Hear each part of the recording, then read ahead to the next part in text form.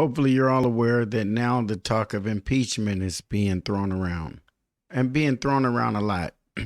I think that they've always been talking about it since the time Donald Trump won, but it's being talked about and discussed a lot more now because bad messaging, Democrats being all over the place, not all being on the same page, and not really having a good, strong message that's going to take us in a direction that's going to benefit us and take us away from whatever this is Trump is doing, is a problem.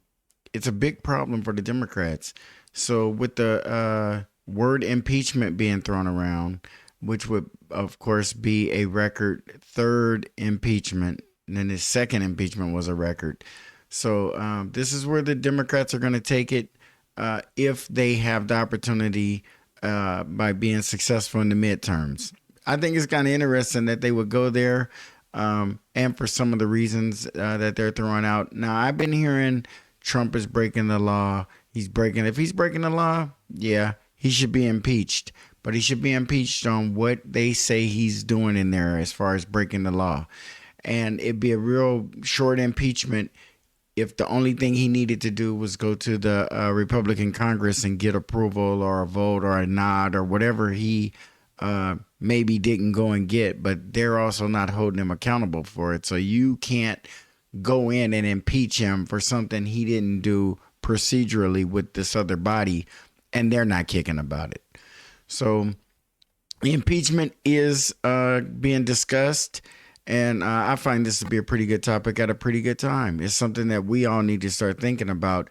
Is that a good response by the Democrats? Is that the response that's appropriate and necessary? And is it going to be effective? Only time will tell. Well, we've already seen this movie. They've already tried it twice. I'm certain they would try it again. President Trump won't be on the ticket in the 2026 midterms, so GOP leaders are discussing ways to turn out the MAGA faithful. One way to do that, talk up the prospects that Trump could be impeached for a record third time if Democrats take back the House, even though Democratic leaders are so far wary of doing so. My new reporting this morning with my colleague Sarah Ferris details how Trump and GOP leaders are plotting their midterm strategy, trying to woo key candidates, including Governor Brian Kemp for a Georgia Senate run. But not all Republicans think the strategy of talking up a potential Trump impeachment is enough to win. If the Republican campaign message in the midterms is vote for House Republicans and vote for Republican candidates for Senate to stop the Democrats from impeaching Trump, the American people are not going to care because they've seen that show twice and it didn't matter. It won't work. No. Damn, that's true. They impeached him twice, and it didn't matter. He still won his second term. You would have thought that that would have been something people would have held against him, but I don't know what the American people look at these impeachments as. Political theater, political attacks, but it doesn't seem like the American public took it serious to the point of where they tried to punish Trump for being impeached twice. In fact, it was as if it never happened. And was it more political on the Democrat side? Does anybody go around when they're sipping their coffee or talking to their coworkers or wife over breakfast and talk about Trump's impeachments? And God dang it, he should have been impeached for that. That just saying, nobody really, they just know he was impeached. Nobody's really hung up on the political attack that some people believe happened. Some people believe that he deserved to be impeached and removed. So some people will be feeling that way this time. Will the Democrats have enough popularity by just being anti-Trump and fighting against Trump's agenda and message and anything Trump? Is that going to be enough to get them across, though? Or are they going to have to change their game and come out with some ideas and that's going to benefit the people and things that people can get on board with and fight for? What are the Democrats going to do? Just impeach him just to be impeaching him? My excellent panel is back. I mean, look, midterm elections, as we know, are typically very painful for a party in power. We have problems with the economy, concerns about Trump overreach. Democrats are very confident that things will change next November. However, This is a small map. This is a battleground where very few districts are truly at play. There are only 3 Republicans in districts in which Kamala Harris won, which is perhaps why they want to figure out ways Republicans do to animate the base and win a potentially close election here. Look at how they talk about impeachment polls historically among the American public. The first Trump impeachment, just 51% of Americans thought that was not the way to go. Clinton impeachment, 65% of Americans at the time did not think it was the way to go. Even Nixon, as they were moving down that road, 51% thought it was not the way to go. It was different after January 6th. A majority of voters viewed it that way. That was a different situation, of course. However, that explains to you why they're trying to amp up the base. What are you hearing about the way that Trump and the Republicans are viewing their chances in the midterms? I mean, listen, I think they're concerned. Obviously, the economy is going to be the biggest issue. It was certainly in the last election. And Republicans are concerned that they're going down this road of tariffs. What is the policies that they're going to be able to do, especially when you look at DOJ cutting jobs kind of across the country? But this impeachment. And remember, we are just a few days removed from his 100-day mark. Keep that in mind, how early he is into his presidency, and that the word impeachment is already being spoken. That's a little strange, in my opinion, unless you have a real impeachable offense that he's guilty of. Then, yeah, that needs to be talked about. But not just to remove your opponent because you don't agree with his policies. If you really believe that laws are being broken and that impeachment is necessary, yeah, that's something that needs to be dealt with. But I think the best way to gain support from the country in general is to just have better ideas, have better policies, and put them out there where the public can hear them, listen to them, read up on them, and do a little investigation.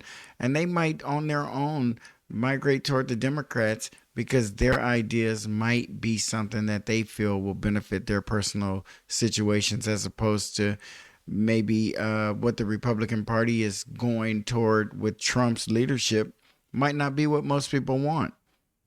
But as of the last election, it was. Issue, I think, is red meat for the Trump base. This is something that would galvanize his base to get them out, get them into rallies. This is the kind of fighting mode that Trump likes, and the idea that Democrats are so out of touch. And that's why I think you really see leadership in the Democratic Party saying, like, hey, guys, no, let's not talk about this. Let's talk about the economy as well. But what's interesting that is there was one of the most vulnerable Senate Democratic candidates, Senate Democrats, John Ossoff, at a rally back home, just a town hall a couple weeks ago. He was asked about impeachment. He suggested that Trump and his actions on this cryptocurrency venture suggested that perhaps that's enough for an impeachable conduct, or at least an investigation into it. I asked him about those comments that he made. It appears that the president's business and family are being personally enriched through this cryptocurrency venture. See, they're going after his kids. Now, I thought Trump was doing a noble thing by keeping his kids out of the spotlight and keeping them away from the microphones and cameras, as far as being advisors and running departments or whatever they were doing in the first administration. And now the gentleman is talking about them enriching themselves through currency markets and things of that nature. And I'm kind of interested in that, because is that something that the Democrats are willing to impeach him on? Right on the heels of Biden pardoning his son. We know how presidents are. And if there is something going on illegal and his kids are somehow convicted or brought up on charges, which is strange that they're not being brought up in any kind of charges, but he's being accused of some bad, I guess, conduct as far as information goes. And I understand that a president is in a very, but so are members of the Senate and members of the House. And they all the time, their bottom line keeps going up, and they do have inside information, and we take them at their word that they're not using that information to enrich themselves. But that's what he's accusing Trump's kids are. And to some degree, it could be going on right under our noses all the time. But are we going to start using that to attack our political opponents just because we can't get them on nothing else? Are we going to start going after their kids and their families and dragging him into the media, just like Hunter was dragged in, which I think is a terrible thing. But if you use your dad's office to go and get a job where you make millions of dollars, yeah, that might need to be discussed. And if you are enriching yourself because your dad is the president, that should be discussed, but not because you disagree with him politically, but because a real crime is being committed. And it's something you do no matter what the political winds are showing. And I tend to believe that it's so driven by this anti-Trump, we got to get him out of office kind of thing, that it's not a genuine impeachment. And a lot of people don't pay attention or look away because they don't feel he's being really impeached for something that he did that is going to harm the nation, that he took an oath and he isn't owning up to it. Some people feel that he's already passed that threshold and should be impeached, and other people don't. But when I hear guys who are in marginal districts that he barely may win, if he wins at all, yeah, he can be a little more mouthy and have a little more of an opinion to put out there. And it could help or hurt him, but he's probably on the bubble anyway. He may not be back voting again in the next session, but that remains to be seen. But we have to see if Donald Trump's true actions are going to be the theater of these impeachments, or is it going to be political rivalry, anything we can get him on? Because most presidents could probably be brought up on impeachment at some time during their administration, but it's such a waste of the American people's time and money. And something else could be being done, especially when we have so many issues that we have impasses on, that we could get together and work it out. And we'd rather spend our time impeaching a president where he holds the majority in the Senate. If that changes, then this is a whole different video.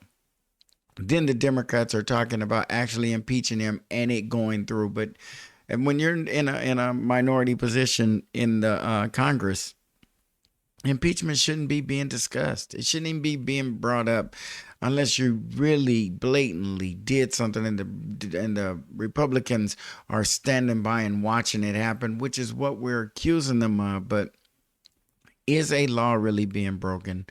Is this impeachable? Has his kids been charged with anything? I just think it's such a waste of our time, and we should get down to the business of the country and moving things forward for everybody, and not just hating Trump just to be hating him. He has a lot of reasons for people to dislike him, no doubt. But that is not a reason to slow down progress in this country. And not that his programs and his ideas are the progress I'm speaking of, but as a country, we can be doing more productive things, Democrats included, than impeaching this guy for the third time. Kind of misconduct, I think, exceeds virtually any prior standard for that kind of inquiry in the House. It's hard to separate the politics. Republicans are already going after you on those comments. Do you think it'll become an issue in your campaign? Oh, I stand by those comments 100%. I mean, we should never take impeachment off the table. We should never take where we see law breaking. We should never take impeachment off the table. That's just an aggressive, offensive statement. When impeachment theoretically is always on the table because it's something that the Congress has at its disposal to use should a president cross a line. But it's not something you use just to threaten a president or just to slow him down. Although it can be, and I believe has been used that way, I really believe impeachment should be used for the good of the people. And when you go in there and impeach someone, you really mean it, and they really should be thrown out of office. You're not just impeaching somebody just so you can say, historically, we impeached him. Well, what happened? Nothing. Well, we impeached him again. What happened? Nothing. But you got that word attached to this president. If that's what it's all about, then we should stop. We should really impeach President Trump if he has broken the law and deserves to be impeached, regardless who the majority is in the Senate or the House. But if he's doing things that you deem to be illegal and the majority in the House doesn't, or the majority in the Senate doesn't, then it'd be a waste of time. It's a procedural theater and circus that we all could do without. There's so much more going on in the news and in this administration that we need to be paying attention to, and not dragging an impeachment on. And I just don't think that the American people have the stomach for that. Some people may feel they do because it's Trump being impeached, and some people don't really have the full understanding that when you get impeached, it's just a congressional procedure. And obviously it didn't harm him in any way because he is our president subsequent to 2 impeachment hearings. I mean, what do you want to do? You want to keep going down this road? You want to keep wasting American people's money? The Democrats should be concerned about what Trump does in office and do whatever within their power to fight him or oppose him. But the best way is to just come up with your own ideas. That's the simplest way, because what you're all vying for is the American people. And to win the American people, you got to come with some better ideas. We should never take accountability off the table. That's the tension between what the Democratic leaders want to talk about and what a lot of members say, that they need to hold Donald Trump, what they say, accountable for going beyond the Constitution. It is a tension. You know, on one side, you have this concern in the Democratic Party around them being too cautious and pulling their punches against the Trump administration, and really almost a yearning, mostly on the progressive base, for accountability. But on the other side, too, you've had really an inconsistency of what to focus on when it comes to that message. Do you hone in on DOGE efforts, on the economy, on tariffs, on immigration, what have you? And we're seeing the collision of those two sources of anxiety here. Those that want the party to focus on the issues and those that actually see an opening for real accountability.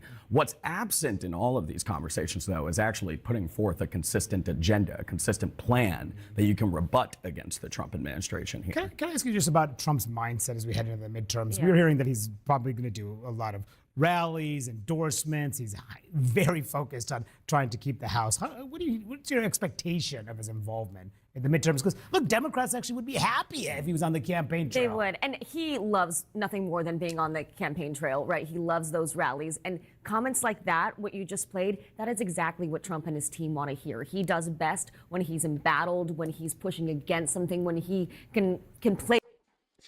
Well, they don't want to get in a fight with him then, because that's obviously his strong point. It is something he relishes. He likes the adversarial positions that come at him from his own side, from the other side, from any side, because he does seem to shine and do better when he's tit for tat and right back there with you. And I think if the Democrats are smart and they realize this to be a fact, why would they keep meeting him on that arena, in that field? Why just not cut that shit out? Find another way to engage Trump that's more advantageous for you, as opposed to continuing to do the same thing you've been doing.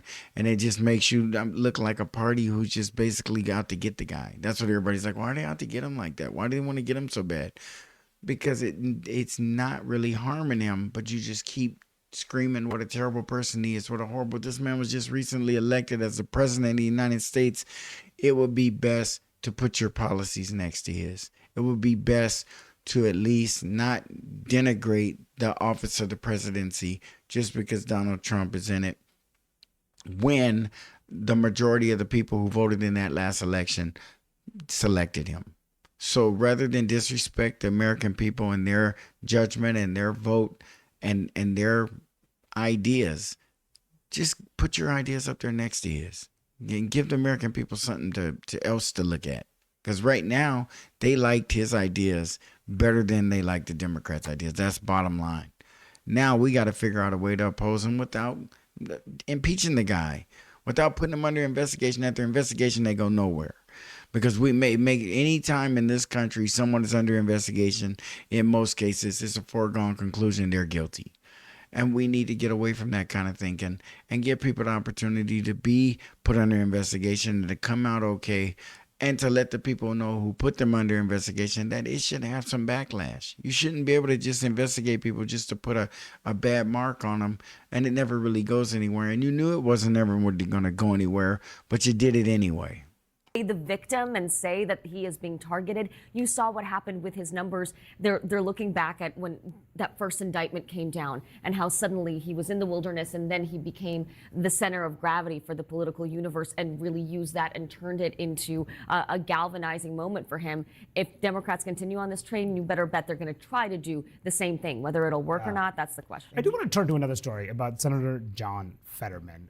First, I want to show you what he said to me about all this debate. One, about how some on the left are saying that we should rail against an oligarchy, that the United States is being run by an oligarchy, and then two, about some on the left calling for impeachment. Calling it oligarchy, what do you think? Is that smart politically? Well, I think the vast majority of people may have to Google what that is. Some of these guys on the bus. Oligarchy. That's pretty much coming from Bernie Sanders more than anyone. And it's something that they have always used toward Russian billionaires. You know, they're calling them Russian oligarchs or billionaires or whatever the heck it is. And it's a negative thing. We've never used that term in the United States for our billionaires. Our billionaires are supposed to be more people friendly, or they try to be. And with Bernie Sanders is drawing a pretty stark distinction there by calling them oligarchs and other Democrats jumping on and referring to them as that. But real quick on Fetterman, when he was running for Senate, and I thought that he had was recovering from the stroke and showing some real signs that he might not be capable of holding that seat. That's how I felt at the time. And Democrats pushed and dragged him across the finish line, and he won. And they felt that he was mentally capable and competent to hold that position. And now he is starting to speak against the Democrats on a lot of fronts and disagree with them publicly and in interviews. So what do? Now they discredit him. Now he's cuckoo. Now he's crazy. Now he's incompetent. Now he might need therapy or something. There's accusations of his mental decline, possibly, or injury through his medical issues. He might be. But they weren't saying that then, because he was just sitting there nodding for yes, anything they needed. And to hear him on this short clip be able to speak on his opinion and answer the gentleman's question directly, I would put Fetterman on a cognitive level much higher than what Joe Biden was on when he was president and nobody complained about Joe Biden. If you don't agree with the person, or if they oppose you, or if they begin to veer, there's no reason to question their mental function. Just accept the fact that they don't like your ideas, or they have different ideas than you do. Say that if you do get the majority in the House, impeachment should be part of the equation. That's just dumb. I mean, that's not going anywhere. I mean, it's been done twice. And that's a Democrat. And that's why the Democrats don't want to hear Democrats talking like that. Because it's saying, let's not do that. Let's do something else. Let's find another way to oppose this guy and to get the people on our team. But when you say that kind of stuff and the Democratic Party is all over the place and they think impeachment is a viable option, then yeah, the poor guy is going to get rammed. They're going to do him terrible because he was a recipient of a lot of support that he would not have won. They pretty much went over there and carried him across the finish line. And they look at it as a slap in the face now. But the Democratic Party has been kind of wishy-washy lately on some of its folks, flipping on them, turning on them. And in most cases, it's because of their ability to try to do their job under the new current administration without getting themselves in hot water. Nobody wants to be indicted. Nobody wants to be investigated. And if you can just stay out of the way of Donald Trump and his Justice Department by complying with legal requirements and requests, I think that's fair. And I don't think the Democrats should ask anybody to oppose Trump where they might be putting themselves in some kind of legal jeopardy. The Democratic Party should ask folks to toe the line, hold the line, do whatever they got to do within the realm of the law, and leave it at that. And don't expect anybody to go above and beyond that. And as a Democratic Party, get them ideas going. And that will be the answer if we're going to turn this around. So this all came in the before the story was reported in New York Magazine about John Fetterman's his mental health. It's because he's been very public about his struggles with in the last year. But this is a new story that just came out on Friday. The headline, all by himself. John Fetterman insists he is in good health, but staffers past and present say they no longer recognize the man they once know. We have reached out to Fetterman's office for comment. Fetterman did say, the New York Magazine, he denied that there was anything that was amiss, and he felt like the best version of himself. But when he was fresh off that stroke and he was running for the Senate, I'm just saying the Democrats didn't even care. They were like, no, he's good. He's good. He's fine. There's nothing wrong with him. And, and now he's speaking differently about his ideas and way more clearly and coherently. And now they're questioning his mentals up there. I think that's messed up. It just lets you know that politics is being played above what's really better for us, what's really better for the people of the country. And that's kind of sad when you think about it, because we all tolerate it. We get mad at each other and we debate back and forth. And the bottom line is, are they really trying to do something that's going to benefit us long term or even short term or at any term? What are they trying to do? Just bump Trump out of office and get back in power, and then they'll figure it out then. It seems about like how he was to me. I don't think Trump had no real plan. I believe he had a bunch of ideas, but a real plan laid out? Nah, I don't think so. For the most part, I think it was kind of sketchy and all over the place, and they're putting it together as they go. And I can't say anything negative about it, only because what other option do we have? The Democrats getting in office and doing the exact same thing. Well, and if they do have a plan, it's something that we would look at as not being a plan. Like, what? That's your plan? But it is what it is. And that's what we have to deal with here in the United States politics. You interviewed Fetterman in the when he ran and he won his first campaign. What's your reaction to this? Can he survive questions about whether he can continue in office? I mean, I think the biggest takeaway for me from that story was the lack of transparency. And that was what I initially pushed for in that first interview. Is like, we need to really try to understand what is going on, and that's what voters deserve. That's what his constituents deserve. And I think that was the biggest takeaway for me is the amount of sort of obscuring that his team has had to do as he has worked through some of these challenges. Yeah, I mean, I think there's a couple of things here, right? As long as he continues to go and do interviews and he's engaging with the press, I think that kind of tamps down some of the, at least public concerns. You did have a couple of his colleagues, both Republicans and Democrats, Senator Welch, Katie Britt, defending him, saying they hadn't noticed any of these challenges as well. And so I think, obviously kind of the Senate famously, they protect their own. Yes. But this is going to be a thread that, he and his staff are. But whenever we're talking about mental function and mental cognitive levels in people, it's something that should be dealt with by professionals, especially when you're dealing with a lawman. A congressional person on any capacity needs to be looked at and cleared or not cleared, like by a doctor, a real doctor, and not because of which side he's agreeing with, but if he is showing signs and either side requests that their mental function and for reason, not just because you say, oh my God, what's he talking about? He needs his mental fun. No, you can't just send people into clinics like that. But I mean, if he had a stroke or fall down some stairs where he hit his head or some kind of bacterial infection that's, affecting him mentally, or any of them, they need to look into that. But, I think the American people are tired of just attacking. And no matter how bad Donald Trump is, he still is the president of the United States. And we got to get something good out of this presidency. We cannot just let it go by and nothing happen. It's just too much fighting going on up there and not enough progress going on down here.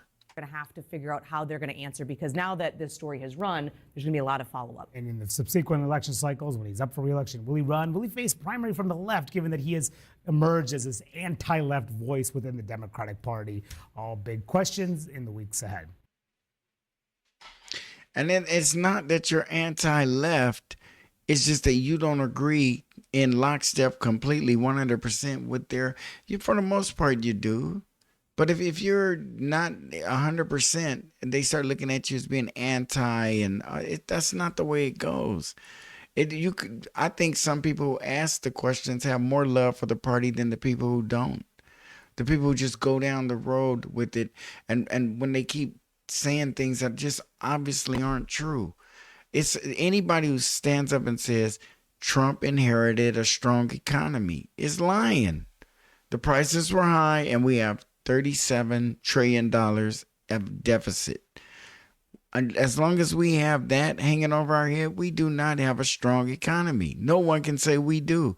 We don't have the ability to pay our debt off, to just go pay it off. Say, you know what? We're going to make this a strong economy. And how do you do that? Pay off that deficit. But we don't have the ability to do it. So they should not be telling us we're a strong economy, open-faced lying to the United States of American people.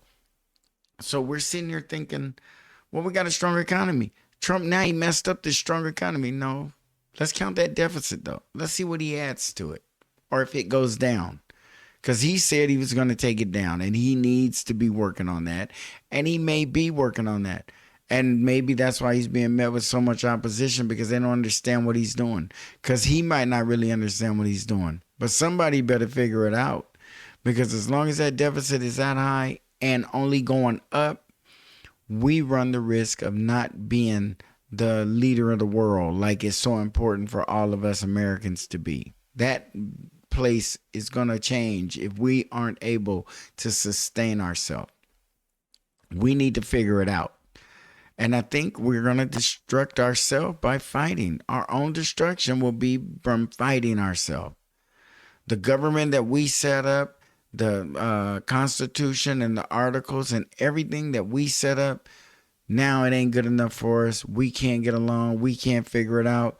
And it may be a time for us to really realize, do we love our country like we all say we do? Are we going to put away the swords and start to fight and pull together? Fight for the survival of the country as opposed to fighting for the destruction of your other party, because half of the United States government is Republican and the other half is Democratic. So if you take those and destroy one, you've destroyed half of the United States government. There needs to be credibility given on both sides. There needs to be honesty spoken on both sides. We need to be able to trust our politicians, no matter what side they're on. And if you don't like a politician and he's a Republican or he's a Democrat or whatever, it doesn't mean that you hate Republicans or you hate Democrats or any of that stuff. It means there's something going on that needs to be looked at, in your opinion, and up to your satisfaction. And that's fine. Everybody needs to be asking a million questions so we don't miss nothing. That's just how it's got to be. Impeachment, in my opinion, should not be on the table. It's a waste of time. It's going to get us all more tribal than we already are, fighting and fussing. And it will possibly have an effect on the midterms coming up. But the midterms might be influenced or pushed in Trump's favor as a result of more of this bickering and talk of impeachment, or it could benefit him. Is it worth it? Does it move us further down the road? Personally, I don't think so. What do you think? Like, comment, share, and please subscribe. And we see you on the next Black Popcorn.